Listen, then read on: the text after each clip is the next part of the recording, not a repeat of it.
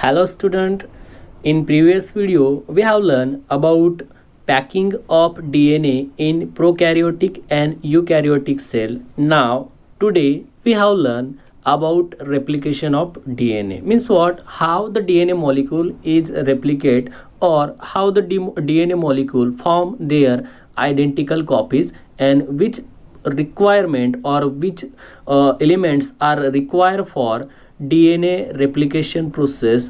So without wasting any time, let we discuss on our topic, that is DNA replication. Okay, you know very well that DNA regulate and control all activities which are takes place into the cell. पेशींमध्ये ज्या सगळ्या क्रिया घडून येत असतात तर त्या क्रियांना regulation करायचं, त्यांचा कंट्रोल करण्याचं काम जे तर ते कोणाचं असते? DNA मॉलिक्यूलचं. Then it is able to control synthesis of other molecule of the cell. पेशींमध्ये जे वेगवेगळे मॉलिक्यूल तयार होणारे तर त्या वेगवेगळ्या मॉलिक्यूलला तयार करण्याचं काम किंवा तयार करण्याची क्षमता जी तर ती कोणामध्ये असते? DNA मध्ये असते. ओके, त्याच्यानंतर बघा, the same time when cell is reproduced, DNA also duplicate and distribute equally into a daughter cell. ज्यावेळी पेशीचं विभाजन होणारे, सेल डिव्हिजन होणारे, सेल रिप्रोड्यूस होणारे, अशा वेळेस सेल जितक्या रिप्रोड्यूस होणारे तितक्या सेलमध्ये इक्वली DNA मॉलिक्यूल जो आहे तर तो काय होणारे? डिस्ट्रीब्यूट होणारे किंवा त्या सेलमध्ये जाणारे. म्हणजे दोन सेल असेल, जितका पहिल्या सेलमध्ये DNA होता तितक्याच नंबरचा DNA दुसऱ्या सेलमध्ये जाणार किंवा तितक्याच अमाऊंटमध्ये त्या ठिकाणी DNA जो आहे तर तो डॉटर सेलमध्ये जाणार आहे. बघा, it carrier of genetic information. DNA जो आहे तर DNA काय करत असतो? अनुवंशिक माहिती जी आहे तर तिला कॅरी करत असतो. आता हे झालं या ठिकाणी DNAच्या बाबतीत एक सिंपल इंट्रोडक्शन. लक्षात, ज्याच्यामध्ये आपण म्हणलो की DNA हा सेलचं जे वेगवेगळ्या ॲक्टिव्हिटीज आहे तर त्यांना रेग्युलेट आणि कंट्रोल करायचं काम करतो. दुसरी थिंग आपण सांगितलं की सेलचे जे वेगवेगळे मॉलिक्यूल्स आहे तर त्या वेगवेगळ्या मॉलिक्यूल्सला तयार करण्याची क्षमता कोणामध्ये असते? DNA मध्ये असते. तिसरी थिंग काय सांगितली आपण? जितक्या प्रमाणात सेल रिप्रोड्यूस होणार आहे तितक्याच प्रमाणात DNA जो आहे तर तो इक्वली काय होणार आहे? डॉटर सेलमध्ये डिस्ट्रीब्यूट होणार आहे. ओके, आणि लास्ट थिंग काय सांगितली आपण की DNA मॉलिक्यूल जो आहे तर तो काय आहे? कॅरियर ऑफ जेनेटिक इन्फॉर्मेशन, वाहक आहे. अनुवंशिक माहिती एका जनरेशनमधनं दुसऱ्या जनरेशनमध्ये पास करण्याचं काम कोण करतोय? DNA molecule. So student, let we discuss on another function of DNA. There is two important function of DNA. First one is heterocatalytic function and second is autocatalytic function. Okay, so first is heterocatalytic function. When DNA direct the synthesis of chemical molecule other than itself. For example, synthesis of RNA by transcription process and synthesis of protein by translation process.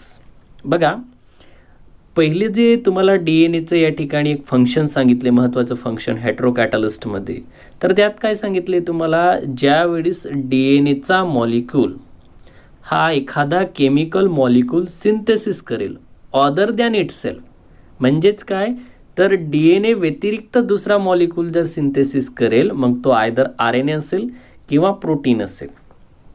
RNA किंवा protein molecule जर समजा DNAचा molecule synthesis करत असेल तर त्या फंक्शनला कोणतं function म्हणतात? Heterocatalytic function. काय म्हणतात? Heterocatalytic function. Means what?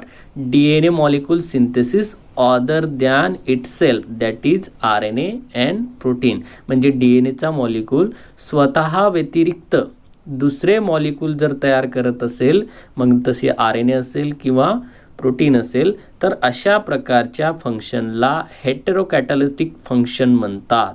Okay, बघा, DNA पासनं mRNA तयार होत असतात. कोणत्या प्रोसेसद्वारे? ट्रान्सक्रिप्शन प्रोसेसद्वारे. लक्षात, आणि mRNA पासनं प्रोटीन तयार होत असतात. त्या प्रोसेसला काय म्हणतात? ट्रान्सलेशन. लक्षात, आणि या कलेक्टिव्हली हे जे स्टेटमेंट आहे याला central dogma of protein synthesis असं सुद्धा म्हणत असतात. ओके, मग विद्यार्थी मित्रांनो, काय लक्षात आलं तुम्हाला? हेटेरोकॅटॅलिटिक फंक्शन म्हणजे काय? Wien DNA molecule synthesis any chemical molecule other than itself.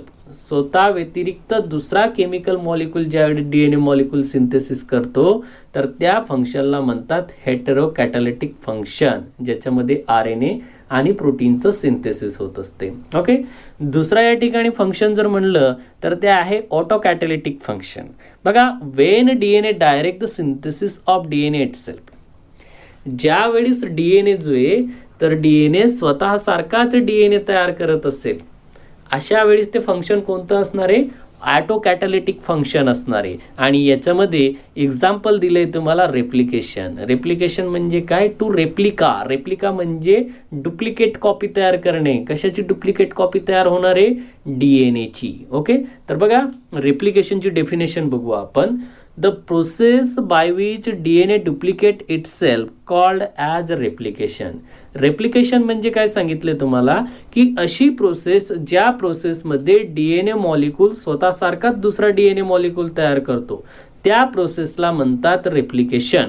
आलं लक्षात? Though the replication it form two identical copies. म्हणून या ठिकाणी काय सांगितले तुम्हाला की रेप्लिकेशन प्रोसेसद्वारे या ठिकाणी दोन आयडेंटिकल कॉपीज ज्या डीएनएच्या तर त्या तयार होणार. सुरुवातीला एक डीएनए असणार आहे, तो एक डीएनए काय करणार आहे?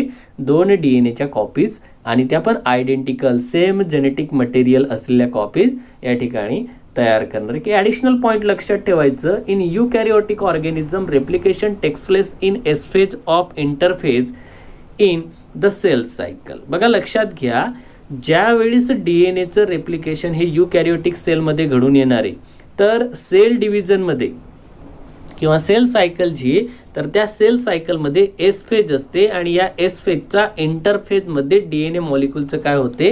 रेप्लिकेशन होते. व्यवस्थित लक्षात ठेवायचं, in eukaryotic organism replication takes place in S phase of interphase of the cell cycle. Cell सायकलचा एस फेजचा इंटरफेजमध्ये डीएनए जो आहे तर त्याची डुप्लिकेट कॉपी तयार करत असतो. व्यवस्थित लक्षात घ्या. Okay, DNA replicate as a semi conservative. ज्यावेळेस डीएनए स्वतःची कॉपी तयार करत असतो, अशा वेळेस जी तयार झालेली कॉपी ती कशी असते? सेमी कन्झर्वेटिव्ह असते. सेमी कन्झर्वेटिव्ह का म्हणतात? पूर्णपणे कन्झर्व या ठिकाणी डीएनए जो आहे तर तो तयार झालेला नसतो. म्हणजे समजा for example mother DNA stand हे डबल हेलिक्समध्ये असणार आहे, आणि हा डीएनए स्टँड ज्यावेळेस पुन्हा दोन कॉपीज तयार करणार, अशा वेळेस 50% हे मदर डीएनएचे जीन असणार आहे आणि 50% हे न्यूली फॉर्म डीएनएचे स्ट्रँडचे जीन असणार आहे. आलं लक्षात? ज्याच्यामुळे आपण त्याला काय म्हणत असतो? Semi conservative. ओके, तर या ठिकाणी फंक्शनमध्ये आपण काय शिकलोय बघा, व्यवस्थित लक्षात घ्या. हेटेरोकॅटॅलिटिक फंक्शन म्हणजे काय? Wien DNA synthesis chemical molecule other than Wien DNA molecule synthesis chemical molecule other than itself. स्वतः व्यतिरिक्त दुसरा मॉलिक्यूल जर समजा डीएनए सिंथेसिस करत असेल तर ते कसं फंक्शन असणार आहे? हेटेरोकॅटॅलिटिक फंक्शन असणार आहे, ज्याच्यामध्ये प्रोटीन किंवा आरएनए सिंथेसाइज केले जाणार आहे. ओके, आणि ऑटोकॅटॅलिटिक मध्ये काय असणार आहे? Wien DNA molecule synthesis itself, स्वतःचीच कॉपी किंवा डीएनए तयार करत असेल डीएनए मॉलिक्यूल, तर अशा वेळेस ते कोणतं फंक्शन असणार आहे? ऑटोकॅटॅलिटिक फंक्शन असणार आहे. ओके, आणि ज्या प्रोसेसद्वारे स्वतः डीएनए मॉलिक्यूल स्वतःचीच डुप्लिकेट कॉपी तयार करतो जी आयडेंटिकल असणार आहे, तर त्या प्रोसेसला काय म्हणतात? रेप्लिकेशन. आणि एक महत्वाची थिंग शिकलो आपण बघा, युकॅरियोटिक ऑर्गॅनिझम मध्ये रेप्लिकेशन जे तर ते कुठं घडून येते? सेल सायकलचा एस फेजचा इंटरफेज मध्ये घडून येणार आहे. आणि रेप्लिकेशन जे डीएनएचं तर ते कसं असते? Semi conservative. कारण 50% भाग हा ओल्ड स्टँडचा असतो आणि 50% भाग हा न्यू स्टँडचा असतो, म्हणून याला काय म्हणतात? Semi conservative. So student, let we start actual process of DNA replication. And in this process the first thing is activation of nucleotides. First जी प्रोसेस आहे डीएनए रेप्लिकेशनमध्ये तर ती कोणती आहे? Activation of nucleotides. जे न्यूक्लियोटाइड्स आहे तर त्यांना ॲक्टिवेट केलं जाणार आहे. आता न्यूक्लियोटाइड्स म्हणजे काय बघा, लक्षात घ्या. ॲडेनिन असणारे, गोनिन असणारे, सायटोसिन असणारे किंवा थायमिन असणारे, तर हे काय आहेत? न्यूक्लियोटाइड्स आहेत. ओके, मग या न्यूक्लियोटाइड्सला आता न्यूक्लियोटाइड्स कशाला म्हणतात या गोष्टी पण व्यवस्थित समजून घ्या. Wien sugar group is added with phosphate group plus नायट्रोजिनस base, that time it is called as nucleotide.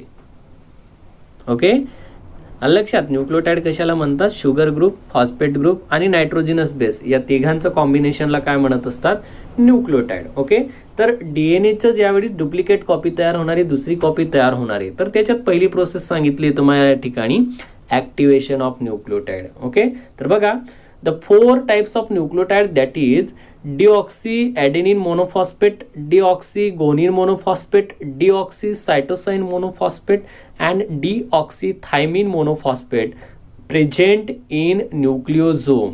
बघा या ठिकाणी व्यवस्थित लक्षात घ्या, जो न्यूक्लियस आहे तर त्या न्यूक्लियसमध्ये असलेल्या द्रावणाला म्हणतात न्यूक्लिओझोम. या न्यूक्लिओझोममध्ये 4 प्रकारचे न्यूक्लियोटाइड प्रेझेंट असतात. कोणकोणते?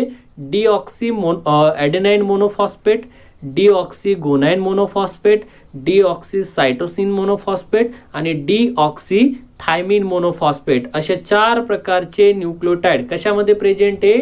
न्यूक्लिओझोम मध्ये. They are activated by ATP presence enzyme phosphorylase. आणि हे जे 4 या ठिकाणी न्यूक्लियोटाइड प्रेझेंट आहे, तर या 4 न्यूक्लियोटाइडला कोणत्या एन्झाईमच्या मदतीने ऍक्टिव्हेट केलं जाते? ATP present enzyme phosphorylase. कोणतं एन्झाईम असते? फॉस्फोरिलेज. या फॉस्फोरिलेज मध्ये काय प्रेझेंट असते? ATP molecule. एटीपी मॉलिक्यूल म्हणजे एडेनोसाइन ट्रायफॉस्फेट. लक्षात कोणता मॉलिक्यूल असणार आहे? एडेनोसाइन ट्रायफॉस्फेट हा जो मॉलिक्यूल आहे, तर हा मोनोफॉस्फेट फॉर्म मध्ये असलेले जे 4 न्यूक्लियोटाइड आहे तर त्यांना ऍक्टिव्हेट करतो and form deoxy ribonucleotide triphosphate. आणि काय तयार करणार आहे या ठिकाणी? Deoxy ribonucleotide triphosphate. कोणते असणार आहे बघा? Adenosine triphosphate, guanosine triphosphate, cytosine triphosphate आणि थायमाइन ट्रायफॉस्फेट. ओके, ज्या प्रोसेसद्वारे हे तयार होतात त्या प्रोसेसला म्हणतात फॉस्फोरिलेशन. का? कारण या ठिकाणी फॉस्फेट ग्रुप काय होतोय? ऍड होतोय आणि मोनोफॉस्फेटचं रूपांतर कशामध्ये होते? ट्रायफॉस्फेटमध्ये. या पूर्ण प्रोसेसला एकंदरीत म्हणतात ऍक्टिव्हेशन ऑफ न्यूक्लियोटाइड. विद्यार्थी मित्रांनो, या ठिकाणी आपण नायट्रोजिनस बेस ज्याच्यामध्ये ॲडेनिन, गोनिन, थायमाइन आणि सायटोसाइन हे 4 एडेनिन बेस, आपले हे जे 4 न्यूक्लियोटाइड बेस आहे यांचाच वापर का करतो? तर डीएनए मध्ये ॲडेनाइन असते, गोनाइन असते, सायटोसाइन असते आणि थायमाइन असते. प्रोसेस आपण कशाची बघतोय? डीएनएची बघतोय. म्हणून जर समजा या ठिकाणी आपण आरएनए घेतला असता तर थायमाइनला काय रिप्लेस केला असता आपण? युरॅसिल. ही एक महत्त्वाची गोष्ट लक्षात ठेवायची. तर पहिल्या स्टेपमध्ये आपण सांगितलं की जे 4 न्यूक्लियोटाइड आहे आणि ते मोनोफॉस्फेट फॉर्ममध्ये ॲडेनिन असेल, गोनिन असेल, सायटोसिन असेल किंवा थायमिन असेल, तर हे 4ही न्यूक्लियोटाइड न्यूक्लियोप्लाझममध्ये प्रेझेंट आहे आणि यांना ॲक्टिव्हेट करण्यासाठी एटीपी रिच असलेलं जे एन्झाईम आहे ज्याला म्हणतात फॉस्फोरिलेज, याचा वापर करून ट्रायफॉस्फेट फॉर्ममध्ये आणलं जाते आणि जे एएमपी म्हणजे एडेनोसाइन मोनोफॉस्फेट जो आहे त्याचं रूपांतर एडेनोसाइन ट्रायफॉस्फेटमध्ये केलं जाणार. गोनोसाइन मोनोफॉस्फेट जो आहे तर त्याचं रूपांतर गोनोसाइन ट्रायफॉस्फेटमध्ये केलं जाणार आहे. किंवा जो थायमाइन मोनोफॉस्फेट आहे तर त्याला थायमाइन ट्रायफॉस्फेटमध्ये केलं जाणार आहे. सायटोसाइन मोनोफॉस्फेट जो आहे तर त्याला सायटोसाइन ट्रायफॉस्फेटमध्ये रूपांतर केलं जाते. आणि या एकंदरीत प्रोसेसला आपण ऍक्टिव्हेशन ऑफ काय म्हणत असतो? न्यूक्लियोटाइड. आता फायनली आपण काय म्हणणार आहे की डीएनएचे जे न्यूक्लियोटाइड्स आहेत त्यांना ऍक्टिव्हेट करण्यात आलंय. ऍक्टिव्हेट केल्यानंतर आता त्यांना कुठून तरी सुरुवात करावी लागणार आहे. आलं लक्षात? म्हणून या ठिकाणी हे जे ऍक्टिव्हेटेड न्यूक्लियोटाइड्स आहे डीएनएचं रेप्लिकेशनचे, तर ते कुठून स्टार्ट होणार आहे? पॉइंट ऑफ ओरिजिन किंवा इनिशिएशन पॉइंट. इनिशिएशन म्हणजे जिथून सुरुवात होणार आहे, उत्क्रांती होणार आहे, तिथून या ठिकाणी त्या पॉइंटला म्हणतात ओरिजिन पॉइंट किंवा इनिशिएशन पॉइंट. तर बघा, it begins at specific point O origin and terminate at point T. बघा या ठिकाणी व्यवस्थित लक्षात घ्या, डीएनएचं रेप्लिकेशन हे ओरिजिन पासून होत असते, त्या पॉइंटला म्हणतात ओ पॉइंट किंवा स्पेसिफिक ओ पॉइंट किंवा ओ ओरिजिन. आणि जिथं डीएनएचं रेप्लिकेशन थांबणार आहे तर त्याला टर्मिनेट ॲट टी पॉइंट असं म्हणत असतात. आलं लक्षात? Origin is flask by T site. Okay, म्हणजे ओरिजिन जे तर ती कुठून कुठपर्यंत असणार आहे? टी साईट पर्यंत असणार आहे. आलं लक्षात? व्यवस्थित लक्षात घ्या, जिथून डीएनए रेप्लिकेट व्हायला सुरुवात होते त्या पॉइंटला म्हणतात ओरिजिन पॉइंट किंवा initiation point. Okay, the units of DNA which replication occur is called replicon. आणि बघा, जे युनिट डीएनए मॉलिक्यूलचे रेप्लिकेशनमध्ये भाग घेत असतात त्या युनिट्सला काय म्हणत असतात, रेप्लिकोन. बघा डायग्राममध्ये या ठिकाणी लक्षात घ्या, दिस इज अन इनिशिएशन पॉइंट. इथून डीएनएचं रेप्लिकेशन जे तर ते स्टार्ट होणार आहे. व्यवस्थित लक्षात घ्या डायग्राममध्ये. इथून आता डीएनएचा स्टँड जो आहे तर तो काय होतोय, वेगळा होतोय, ब्रेक झालाय. आलं लक्षात. डबल स्टँडर्डचं रूपांतर आता कसं होणार आहे, सिंगल स्टँडर्डमध्ये होणार आहे. जसं दोरा असतो बघा आणि त्या दोन दोऱ्याचे टोक आपण जर फिरवले तर खालची बाजू जशी फिरते त्याप्रमाणे या ठिकाणी तुम्हाला डीएनएचा स्टँड जो आहे तर तो सेपरेट होताना दिसतोय. कुठून, इनिशिएशन पॉइंट पासनं. बघा अनदर थिंग अजून बघू आपण. At the point O enzyme endonuclease break one स्टँड ऑफ डीएनए टेम्पररी. बघा या ठिकाणी काय सांगितले, जिथून डीएनएचं रेप्लिकेशन स्टार्ट होणार आहे त्या पॉइंटमध्ये या ठिकाणी एंडोन्यूक्लियस नावाचं जे एन्झाईम आहे तर ते काय करत असते, डीएनएचा स्टँड तात्पुरता ब्रेक करत असते, तोडते. आलं लक्षात. Endonuclease break the sugar phosphate backbone that is phosphodiester bond. बघा दोन डीएनएचा दरम्यान जो बॉन्ड असतो त्याला म्हणतात फॉस्फोडायस्टर बॉन्ड. आलं लक्षात. म्हणजे शुगर फॉस्फेटचा बॅकबोन असतो तो. आलं लक्षात. तर त्याला कोण ब्रेक करतोय, एंडोन्यूक्लियस नावाचं एन्झाईम. बघा रेप्लिकेशनमध्ये प्रत्येक एन्झाईमचा युनिक रोल आहे आणि तो रोल या ठिकाणी तुम्हाला फंक्शनच्या स्वरूपात, मल्टिपल चॉईसच्या स्वरूपात एक्झाममध्ये विचारला जात असतो. तर या ठिकाणी तुम्हाला सांगितलंय इनिशिएशन पॉइंट जवळ एंडोन्यूक्लियस नावाचं एन्झाईम डीएनएचे जे डबल स्टँड आहे तर त्यांना ब्रेक करते. आणि हे ब्रेकिंग जे हे टेम्पररी असणार आहे, परमनंट असणार आहे का, हे नाही, टेम्पररी तो ब्रेक करत असतो. आणि हा जो एंडोन्यूक्लियस आहे तर हा दोन स्टँड दरम्यान असलेला जो डीएनएचा बॉन्ड आहे, कोणता बॉन्ड असतो, फॉस्फोडायस्टर बॉन्ड. तर या फॉस्फोडायस्टर बॉन्डला ब्रेक करण्याचं काम कोण करतोय, एंडोन्यूक्लियस एन्झाईम. ओके. त्यानंतर जर बघितलं आपण तर दुसरी पुढची जी स्टेप आहे तर ती आहे अनवाइंडिंग ऑफ डीएनए मॉलिक्यूल. आता डीएनएचा मॉलिक्यूल जो आहे तर त्याला अनवाइंड करायचं. अनवाइंड म्हणजे काय, आता ब्रेक केल्यानंतर बघा दोन, हे या ठिकाणी डायग्राम मध्ये बघा हे दोन स्टँड वेगळे झाले. आता हे दोन स्टँड एकमेकाचे पॅरलल, अँटी पॅरलल असल्यामुळे काय होऊ शकतात, पुन्हा चिटकू शकतात ना. मग हे दोघं स्टँड दूर राहावे म्हणून या ठिकाणी डीएनएचं काय होणार आहे, अनवाइंडिंग होणार आहे. त्यांना जवळ येऊ दिलं जाणार नाही. आलं लक्षात. आणि ही जी प्रोसेस आहे तर हिच्यामध्ये या ठिकाणी now the enzyme DNA helicase break weak hydrogen bond in the vicinity of origin O. बघा आता काय करणार आहे, बघा अनवाइंडिंग ऑफ डीएनए मध्ये काय होणार आहे, डीएनए हेलिकेज नावाचं जे एन्झाईम आहे तर हे काय करत असते, वीक हायड्रोजन बॉन्डला ब्रेक करणार. आता वीक हायड्रोजन बॉन्ड जे तर ते कोणामध्ये वीक हायड्रोजन बॉन्ड असणार आहे बरं, सांगा बरं, कोणामध्ये वीक हायड्रोजन बॉन्ड असणार आहे. याचा अगोदर पण आपण शिकलेलो आहे डीएनए मॉलिक्यूल. ओके. कोणी सांगू शकते का, ॲडेनाइन आणि थायमाइन किंवा थायमाइन आणि ॲडेनाइन यांच्या दरम्यान काय असणार आहे, वीक हायड्रोजन बॉन्ड असणार आहे का, कारण इथं फक्त दोन हायड्रोजन बॉन्ड असतात. आलं लक्षात. दोन हायड्रोजन बॉन्ड ब्रेक करणे सोपं जाईल हेलिकेजला. मग हे हेलिकेज काय करणार आहे, जे डीएनएचे जे हायड्रोजन बॉन्ड आहे तर त्यांना ब्रेक करणार. कुठं सांगितलंय, in the vicinity of O, जिथं ओरिजिन पॉइंट आहे तर त्या ओरिजिन पॉइंटवर या ठिकाणी काय केलं जाणार आहे, हायड्रोजन बॉन्ड ब्रेक केले जाणार आहे. वेसिनिटी म्हणजे परिसर. जो डीएनएचा स्टँड आहे तर त्याच्या डीएनएच्या स्टँडचा भोवती, अवतीभोवती अनेक ओरिजिन पॉइंट असणार आहे. एक पॉइंट टिक करून घ्या, व्यवस्थित लिहून घ्या वाटल्यास. प्रोकॅरियोटिक सेलमध्ये फक्त एकच ओरिजिन साइट असते.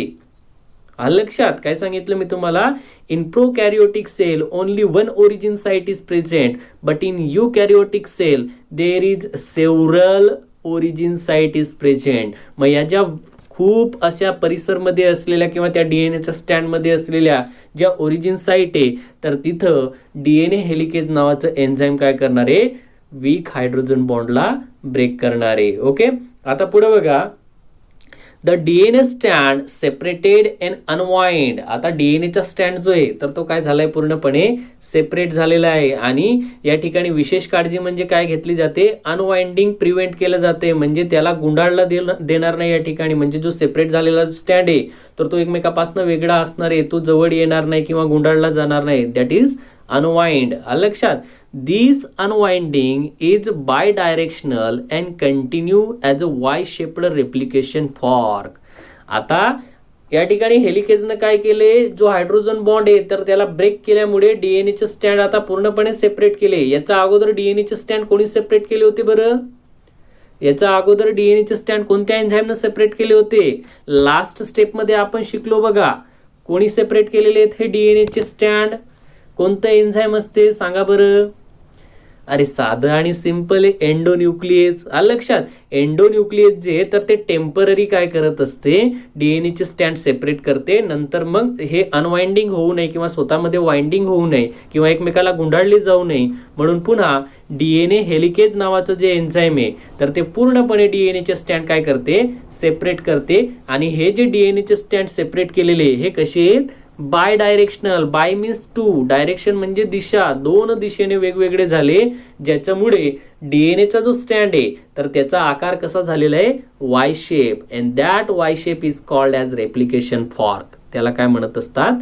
Replication fork. बघा डायग्राम मध्ये दाखवल्याप्रमाणे हे दोन स्टँड वेगळे झालेले आहेत आणि हा या ठिकाणी जो इनिशिएशन पॉइंट आहे तर याला आपण काय म्हणतो या ठिकाणी? रेप्लिकेशन फॉर्क, जो वाय शेपचा अपीअरन्स शो करतोय. बघा, each separated stand act as a template. आता दोन जे स्टँड वेगळे झाले, डबल स्टँडर्ड डीएनए मॉलिक्यूल असतो त्याचे हे जे दोन स्टँड वेगळे झालेले तर हे पुढे जाऊन काय म्हणून ऍक्ट होणार आहे? टेम्पलेट म्हणून ऍक्ट होणार आहे. टेम्पलेट म्हणून का? तर ते काय करणार, न्यूक्लिओप्लाझम मध्ये असलेले त्याचे कॉम्प्लिमेंटरी बेस जे तर त्यांना कलेक्ट करतील आणि डीएनएचा जो सिंगल स्टँड आहे तर त्याला डबल मध्ये रूपांतर करणार आहे. म्हणून सुरुवातीचे जे डीएनए स्टँड वेगळे झालेले ओल्ड स्टँड म्हणू आपण, तर ते या ठिकाणी काय म्हणून ऍक्ट होणार आहे? टेम्पलेट स्टँड म्हणून ऍक्ट होणार आहे. ओके, बघा, the two separated stand R prevented from recoiling bye enzyme single stand binding protein. आता बघा या ठिकाणी हे जे दोन वेगळे स्टँड झाले डायग्राम मध्ये बघा, हे जे दोन वेगळे स्टँड झालेले तर या दोन वेगळ्या स्टँडमध्ये पुन्हा जॉईनिंग होऊ शकते, कारण त्याचे एकमेकाचे कॉम्प्लिमेंटरी बेस त्या न्यूक्लिओटाइड्स किंवा आपण म्हणणार त्याचे न्यूक्लिओटाइड जे तर ते स्टँडवर प्रेझेंट आहे. मग हे पुन्हा जवळ येऊ नये याच्यासाठी एक महत्त्वाचं जे प्रोटीन आहे तर ते महत्त्वाचं रोल प्ले करत असते आणि त्या प्रोटीनला म्हणतात single strand binding protein, SSBP. काय म्हणतात त्याला? Single cell binding protein. Single cell binding protein remain attach with to both separated stand so to facilitate synthesis of polynucleotide stand. बघा, हे जे सिंगल सेल बाइंडिंग प्रोटीन आहे तर हे दोघा स्टँडला सेपरेट केल्यानंतर त्यांच्यावर जोपर्यंत न्यूक्लिओटाइड किंवा नवीन न्यूक्लिओटाइड सिंथेसाइज होत नाही तोपर्यंत त्याच्यावर प्रेझेंट असतात. महत्त्वाचं हे लक्षात घ्या. डीएनए मॉलिक्यूल हा आपण आता सेपरेट केलाय. सेपरेट केल्यानंतर त्याच्यात असलेले जे हायड्रोजन बॉन्ड आहे तर त्यांना ब्रेक करायचं काम हेलिकेज करते आणि हेलिकेजनं त्या ठिकाणी हायड्रोजन बॉन्ड ब्रेक केल्यानंतर डीएनए जो आहे तर तो आता पूर्णपणे सेपरेट झालेला आहे. लक्षात, सुरुवातीला डीएनएला एंडोन्यूक्लियसनं काय केलं? सेपरेट केलं, पण ते टेम्पररी होतं.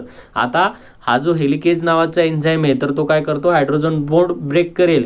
लक्षात, आणि हायड्रोजन बॉन्ड ब्रेक झाल्यामुळे त्या ठिकाणी ज्या जितक्या ओरिजिन साईट आहे परिसरमध्ये असलेले किंवा सराउंडिंगला असलेले जितक्या ओरिजिन साईट आहे तिथला हायड्रोजन बॉन्ड ब्रेक होणार. आता या ठिकाणी हे वाक्य का म्हणतोय? युकॅरियोटिक मध्ये मेनी ओरिजिन साईट असतात but in prokaryotic only one origin site is present or only one replication site is present.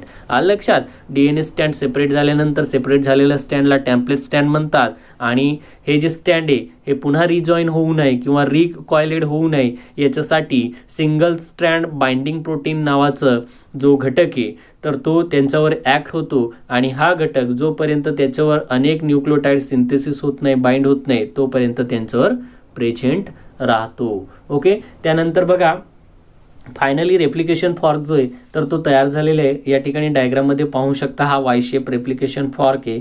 तर बघा या ठिकाणी आपण सांगू शकतो the point form due to unwinding and separation of two स्टँड look like Y shaped fork is called replication fork. Replication fork कशाला म्हणतात?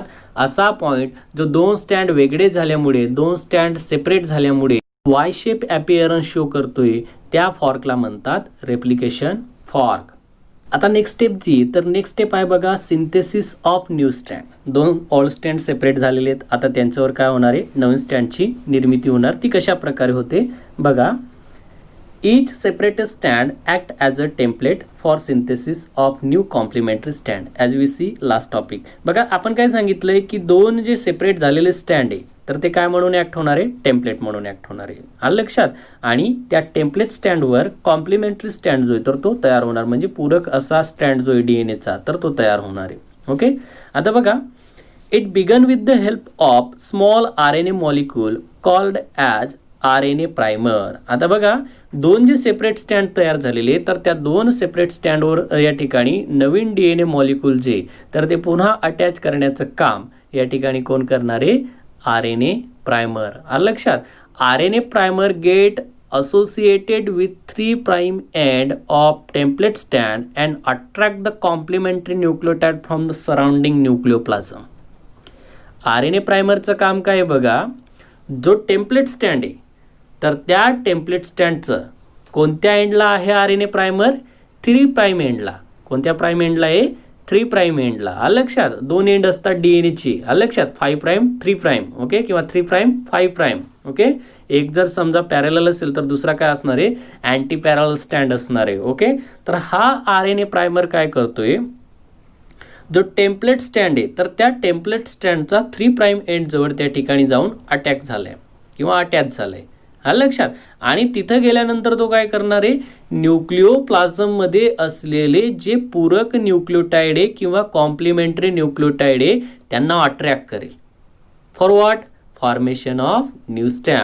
लक्षात आली विद्यार्थ्यांनो. काय सांगितलं मी तुम्हाला, हे सेपरेट झाले डायग्राममध्ये बघा, हे जे सेपरेट झालेले स्टँड आहे या सेपरेट झालेल्या स्टँडला आता या ठिकाणी काय पाहिजे, कॉम्प्लिमेंटरी न्यूक्लियोटाइड पाहिजे. मग कॉम्प्लिमेंटरी न्यूक्लियोटाइड काय त्यांना इझिली भेटणार नाही. आलं लक्षात. म्हणून काय करतो या ठिकाणी आरएनए प्रायमर जो आहे तर ते या टेम्पलेट स्टँडचं हे जे 3' एंड आहे या 3' एंडला काय होणार, अटॅच होणार. आणि या 3'ला अटॅच झाल्यानंतर तो काय करणार आहे, जो आरएनए प्रायमर आहे तर तो काय करणार आहे, न्यूक्लिओप्लाझममध्ये असलेले असंख्य कॉम्प्लिमेंटरी न्यूक्लियोटाइड जे तर त्यांना अट्रॅक्ट करणार आहे. आलं लक्षात. These nucleotide molecule bind to complementary nucleotides on template स्टँड अँड फॉर्मिंग हायड्रोजन बॉन्ड. आणि या ठिकाणी काय करणार आहे, आरएनए प्रायमरमुळे आता न्यूक्लिओप्लाझममध्ये असलेले जे कॉम्प्लिमेंटरी न्यूक्लियोटाइड आहे, पूरक असे न्यूक्लियोटाइड आहे तर ते काय झाले, अट्रॅक्ट झाले. आणि अट्रॅक्ट झाल्यामुळे या ठिकाणी 2 स्टँडमध्ये म्हणजे कॉम्प्लिमेंटरी स्टँड किंवा कॉम्प्लिमेंटरी न्यूक्लियोटाइड आणि टेम्पलेट स्टँड यांच्या दरम्यान काय तयार होणार आहे, हायड्रोजन बॉन्ड. आलं लक्षात. म्हणजेच काय बघा, एडेनाइनचा न्यूक्लियोटाइड जो आहे तर तो कोणाला अट्रॅक्ट करणार, थायमाइनला. आणि थायमाइनचा जो न्यूक्लियोटाइड आहे तो कोणाला अट्रॅक्ट करणार, ॲडेनाइनला. किंवा गोनाइनचा जो न्यूक्लियोटाइड आहे तर तो कोणाला अट्रॅक्ट करणार, सायटोसिनला. आणि सायटोसिनचा जो न्यूक्लियोटाइड आहे तर तो कोणाला अट्रॅक्ट करणार आहे, गोनिनला. आलं लक्षात. अशा प्रकारे कॉम्प्लिमेंटरी न्यूक्लियोटाइड जे तर त्यांना न्यूक्लिओप्लाझममधनं अट्रॅक्ट करण्याचं काम हे कोणाचं आहे, आरएनए प्रायमरचं. The newly bound nucleotide get interconnected by phosphodiester forming a polynucleotide strand. बघा या ठिकाणी काय सांगितलंय की जे नवीन न्यूक्लियोटाइड आहे तर ते नवीन न्यूक्लियोटाइड इंटरकनेक्टेड झालेले. कशामुळे इंटरकनेक्टेड झालेले, फॉस्फोडायस्टर बॉन्डमुळे. आणि फॉस्फोडायस्टर बॉन्डमुळे हे न्यूली बाउंड झालेले जे न्यूक्लियोटाइड आहे तर ते इंटरकनेक्ट झालेत. आणि इंटरकनेक्टेड झाल्यानंतर पुढे काय तयार होणार आहे, पॉलिन्यूक्लियोटाइड स्ट्रँड. म्हणजे एक न्यूक्लियोटाइडचा स्टँड आहे का तिथं, नाही, अनेक न्यूक्लियोटाइडचे त्या ठिकाणी स्टँड जे तर ते एकत्र आल्यानंतर कंप्लीट डीएनएचा स्टँड तयार होणार आहे. कारण न्यूक्लियोटाइड सेपरेटली असतात न्यूक्लिओप्लाझममध्ये आणि असे असंख्य न्यूक्लियोटाइड एकत्र आल्यानंतर त्या ठिकाणी डीएनएचा स्टँड तयार होत असतो. बघा, the synthesis of new complementary स्टँड is catalyse by enzyme DNA polymerase. Okay. DNA polymerase enzyme जे तर ते नवीन स्टँड तयार करण्यासाठी मदत करते. लक्षात घ्या, डीएनए पॉलिमरेज. लक्षात. The synthesis of new complementary strand is catalyzed by enzyme DNA polymerase and the complementary strand is always formed in 5' to 3' direction. आणि जो पूरक स्टँड आहे तर तो कोणत्या डायरेक्शननं तयार होतो, 5' to 3'. टेम्पलेट स्टँडची डायरेक्शन कोणती होती, 3' टू 5' आणि कॉम्प्लिमेंटरी स्टँडची जी डायरेक्शन आहे तर ती कोणती आहे 5' टू 3'. व्यवस्थित लक्षात घ्या विद्यार्थी मित्रांनो, एकदम सोपा पॉईंट आहे लक्षात. नाहीतर मग तुम्हाला त्या ठिकाणी खूप अडचणी निर्माण होत असतात, समजत नाही. तर एकदम इझिली या ठिकाणी तुम्हाला कन्सेप्ट जी तर ती समजवण्याचा प्रयत्न करतोय मी तुम्हाला. नंतर नेक्स्ट स्टेप आहे बघा DNA रेप्लिकेशनमध्ये, ती म्हणजे लीडिंग आणि लॅगिंग स्टँड. असे दोन प्रकारचे स्टँड या ठिकाणी DNA रेप्लिकेशनमध्ये आढळून येत असतात. कोणकोणता सांगितलं स्टँड मी तुम्हाला? लीडिंग स्टँड आणि लॅगिंग स्टँड. आता हे जे स्टँड आहेत दोन कोणकोणते सांगितले? लीडिंग स्टँड आणि लॅगिंग स्टँड यांच्या बाबतीत आपण शिकू. तर बघा, the template stand with three prime end. Template stand जो आहे तर त्याच्यासोबत 3' एंड जो असणार आहे तर त्याच्यावर कोणता टेम्पलेट असणार आहे? लीडिंग टेम्पलेट असणार आहे. म्हणजे जो ओल्ड स्टँड आहे तर त्या ओल्ड स्टँडचा 3' एंड जवळ कोणता टेम्पलेट असणार? Leading template. आलं लक्षात. आणि जो ओल्ड स्टँड आहे टेम्पलेट स्टँडचा ओल्ड स्टँड जो आहे तर त्याचा 5' एंडकडे कोणता टेम्पलेट असणार? Lagging template. ओके, व्यवस्थित लक्षात घ्या. जो हा ओल्ड स्टँड डायग्राममध्ये बघा, हा ओल्ड स्टँड आहे ज्याला आपण टेम्पलेट DNA म्हणतोय. या ओल्ड स्टँडचा 3' एंडकडे कोणता टेम्पलेट असणार? Leading template. आणि 5' एंडकडे कोणता टेम्पलेट असणार? Lagging template. ओके, बघा, the process of replication always start at coding 3 end of template स्टँड अँड प्रोसीड टुवर्ड्स कोडिंग 5' और 5 एंड. बघा या ठिकाणी काय सांगितलंय तुम्हाला की DNAचं रेप्लिकेशन हे always coding 3 end of template स्टँड. टेम्पलेट स्टँडचा जो 3' एंड आहे तिथून स्टार्ट होत असते आणि कुठं संपते? 5' एंडकडे. लक्षात घ्या, मी व्यवस्थित सांगतोय तुम्हाला की जो जुना स्टँड आहे तर त्या जुन्या स्टँडच्या 3' एंडकडनं 5' एंडकडे या ठिकाणी रेप्लिकेशन होत असते. आणि न्यू स्टँड are always form in 5' to 3' direction. आणि नवीन तयार होणारा जो स्टँड आहे तर तो कोणत्या डायरेक्शननं तयार होतो? 5' टू 3'. जुना स्टँड कोणत्या डायरेक्शनने? 3' टू 5'. लक्षात घ्या. One of the newly synthesized stand develop continuously towards the replication fork called leading stand, while another which discontinuously away from replication fork called lagging stand. आता बघा, जो स्टँड रेप्लिकेशन फॉर्ककडे कंटिन्युअसली रेप्लिकेट होतोय किंवा तयार होतोय, नवीन तयार होणारा जो स्टँड आहे रेप्लिकेशन फॉर्ककडे तयार होत जातोय समजा आणि कंटिन्युअसली होतोय, त्याला काय म्हणता येईल या ठिकाणी? Leading stand. लक्षात. आणि जो स्टँड रेप्लिकेशन फॉर्क पासून डिस्कंटिन्युअसली तयार होतोय अशा स्टँडला काय म्हणता येईल या ठिकाणी? Lagging stand. व्यवस्थित लक्षात घ्या, जो स्टँड कंटिन्युअसली रेप्लिकेशन फॉर्ककडे तयार होतोय त्याला म्हणतात लीडिंग स्टँड. आणि जो स्टँड डिस्कंटिन्युअसली रेप्लिकेशन फॉर्क पासून तयार होतोय त्याला काय म्हणत असतात? Lagging stand. ओके, आता हे दोन स्टँडच्या बाबतीत आपण सांगितलं, लीडिंग स्टँड आणि लॅगिंग स्टँड. त्याच्यानंतर बघा, DNA synthesis on lagging template takes place with the small fragment called Okazaki fragment. आता बघा, DNA जो आहे तर DNA ज्या वेळेस लॅगिंग टेम्पलेटवर सिंथेसिस होत असतो अशा वेळेस या ठिकाणी स्मॉल फ्रॅगमेंट जे तर ते DNA सिंथेसिसमध्ये भाग घेतात आणि त्या फ्रॅगमेंट्सला म्हणतात ओकाझाकी फ्रॅगमेंट्स. नावामध्ये अर्थ आहे या ठिकाणी ओकाझाकी म्हणजे हे एक सायंटिस्टचं नाव आहे आणि या सायंटिस्टनं ओकाझाकी फ्रॅगमेंट म्हणजे हे स्मॉल DNAचे फ्रॅगमेंट शोधून काढले म्हणून त्याला ओकाझाकी फ्रॅगमेंट्स असं म्हणतात. व्यवस्थित लक्षात घ्या, लॅगिंग स्टँड जो तर डिस्कंटिन्युअस आहे. या ठिकाणी डायग्राममध्ये बघा, हे बघा, हे शॉर्ट तुम्हाला या ठिकाणी ॲरो जे दिसत आहेत this are the fragments. Okay, which is called as Okazaki fragments. Okazaki fragments are joined by enzyme DNA ligase. आणि हे ओकाझाकी फ्रॅगमेंट्स टेम्पलेट स्टँडवर कशाच्या मदतीने जॉईंट होत आहेत? DNA लायगेज नावाचा एन्झाईमच्या मदतीने. हे सुद्धा एक एन्झाईम आहे ज्याचं या ठिकाणी काम काय आहे? ओकाझाकी फ्रॅगमेंट्सला DNA टेम्पलेट सोबत जॉईंट करायचं काम. त्याच्यानंतर नेक्स्ट बघा, RNA primer remove by DNA polymerase and DNA polymerase first in prokaryotic and DNA polymerase alpha in eukaryotic. व्यवस्थित लक्षात घ्या, जो RNA प्रायमर होता सुरुवातीला जो ॲड झालेला या ठिकाणी न्यूक्लियोटाइड्सला अट्रॅक्ट करण्यासाठी, तर हा RNA प्रायमर जो आहे तर तो आता DNA पॉलिमरेज नावाच्या एन्झाईमच्या मदतीने काय केला जाणार आहे? रिमूव्ह केला जाणार आहे. जर समजा सेल ही प्रोकॅरियोटिक असेल तर त्या सेलमधला RNA प्रायमर रिमूव्ह करण्याचं काम DNA पॉलिमरेज फर्स्ट करणार आहे. काय सांगितलं मी तुम्हाला, जर समजा सेल ही प्रोकॅरियोटिक असेल तर तिचा मधला RNA प्रायमर रिमूव्ह करण्याचं काम कोणतं एन्झाईम करणार, DNA पॉलिमरेज फर्स्ट. आणि जर समजा सेल युकॅरियोटिक असेल तर अशा वेळेस तिच्यामधनं RNA प्रायमर रिमूव्ह करण्याचं काम हे DNA पॉलिमरेज अल्फा करणार आहे. कोणतं एन्झाईम सांगितलं, DNA पॉलिमरेज अल्फा. हे काय करते, जो DNAचा स्टँड आहे त्याच्यामधला RNA प्रायमर जो आहे तर त्याचं काम संपलेलं आहे, त्याला रिमूव्ह करते. Okay, finally the DNA gyrase that is also called as topoisomerase enzyme form double helix then form 2 daughter DNA molecule. आता फायनली काय होणार आहे की जे DNA गायरेज नावाचं एन्झाईम आहे, ज्याला दुसरं नाव आहे बघा टोपोआयसोमरेज, तर हे टोपोआयसोमरेज काय करते, DNAचं हेलिक्स तयार करते, 2 हेलिक्स तयार करते, 2 स्टँड तयार करते. आणि हे 2 स्टँड जे तर ते कशात रूपांतरित झालेले पुढं 2 डॉटर DNA मॉलिक्युल्समध्ये. ओके, तर हे झालं या ठिकाणी DNAचं जे आपण म्हणणार आहे लिडिंग आणि लॅगिंग स्टँडच्या बाबतीत. फायनल जो कन्सेप्ट आहे या ठिकाणी रेप्लिकेशनमध्ये, तर इथं आपलं रेप्लिकेशन संपलेलं आहे. फक्त या ठिकाणी रेप्लिकेशन कशा प्रकारे झालेलं आहे, कारण या ठिकाणी तुम्हाला जर सांगितलं तर ओल्ड स्टँड आणि न्यू स्टँड दोघं या ठिकाणी पार्टिसिपेट आहे, म्हणून आपण लास्ट स्टेप म्हणू या ठिकाणी रेप्लिकेशनची, that is formation of daughter DNA molecule.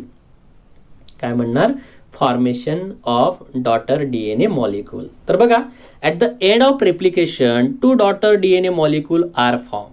Replication ज्यावेळी संपणार आहे तर त्यावेळीच 2 डॉटर DNA मॉलिक्युल्स हे तयार झालेले असणार आहे. बघा, each डॉटर DNA आर स्टँड of maternal and other newly synthesise. बघा, प्रत्येक डॉटर DNA जो आहे तर तो एक स्टँड जो आहे तर तो मॅटर्नल असणार आहे, तर दुसरा काय असणार आहे, न्यूली सिंथेसाइज असणार आहे. म्हणून बघा, दच 50% is contribute by mother DNA and 50% newly formed daughter cell. Okay, hence it is described as semi-conservative replication. Okay, means what?